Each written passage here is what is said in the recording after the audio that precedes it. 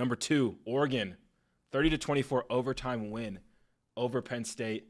Dante Moore led that game, 74% completion percentage, 248 yards, 3 touchdowns, moved the chains a lot with his legs. Where do you think Moore ranks as far as the top quarterbacks in the country right now? I don't want to be prisoner of the moment because I thought John Mateer was awesome before breaking his hand or his thumb, whatever it was. I think Ty Simpson, the way he was shredding Georgia, deserves a lot of credit.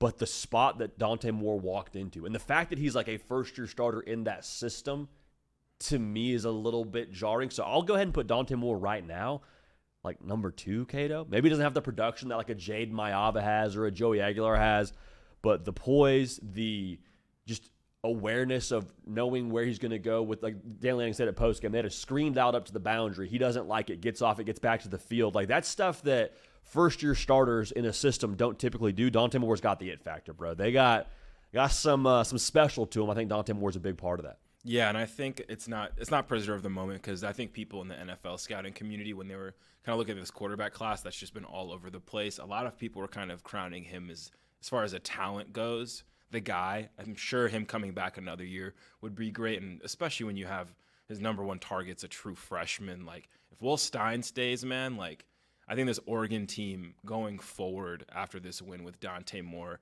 at the helm, not just this year, but the next year, I mean, what is just your takeaway as far as his poise in that moment and this team's overall composure, I think, compared to the Penn State team they kind of went against that was ranked higher, but now the dust has settled, and yet again, Oregon's on top. Penn State's losing the big one. Dude, perfectly said. We talked about it in our reaction video. Like, it wasn't like Oregon came back and surged in the fourth quarter, pushed it to overtime, and had momentum. It's like they had to fend off Penn State. Penn State pushes it to OT.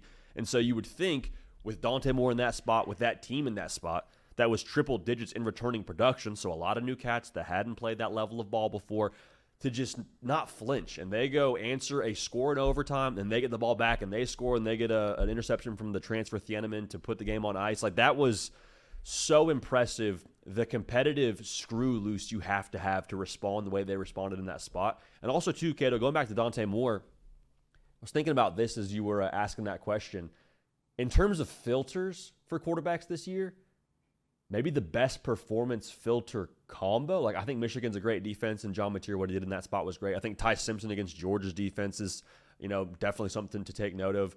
But we know who that defense is. We know who Jim Knowles is. And for Dante Moore to play at that level, I think the case is very easy to make for him being the top quarterback in college football right now, if you feel that way. Yeah, and I feel like you throw the term psychopath around a lot. Yeah. And I think this is like the unique sense of it, to where it's psychopathic how calm and under control he was. Like, through all of the chaos, he never looked rushed. His eyebrows didn't look like they raised at all. He was just like, even if you just look at his face, his composure through the whole game was so impressive, especially for his age and experience. And you talk about going head-to-head with a Jim Knowles and making checks and getting his team lined up. And it wasn't the kind of performance where I remember seeing like a TikTok of like his highlights from the game, and there weren't a ton of throws that like jump out as like, oh, this is going to be first play on the highlight tape material. But it was just the little things he did right, the extending the plays, the getting his team lined up, not making any mistakes. Like, just a masterclass from that guy. On the opposite end of his calm was Dan Lanning after the game. Follow-up question. Do you think Dan Lanning was how do you think Dan Lanning was feeling after that game? Because there was some speculation on the internet that bro was quite wired. I'll word like that. Dialed up. I was here for it, man. Honestly, it is kind of right in line with what we saw from him after they beat Ohio State in Autzen. Like, he is he's a defensive guy. Kato, you being a defensive guy yourself, I'm sure you've played for a DC or two that has the similar temperature during the game of a one-day landing. I got fired up, not just seeing them after the game. I got fired up after they scored to what looked to be like the game-sealing touchdown in regulation. I have to go back and look at exactly what he said, reading his lips.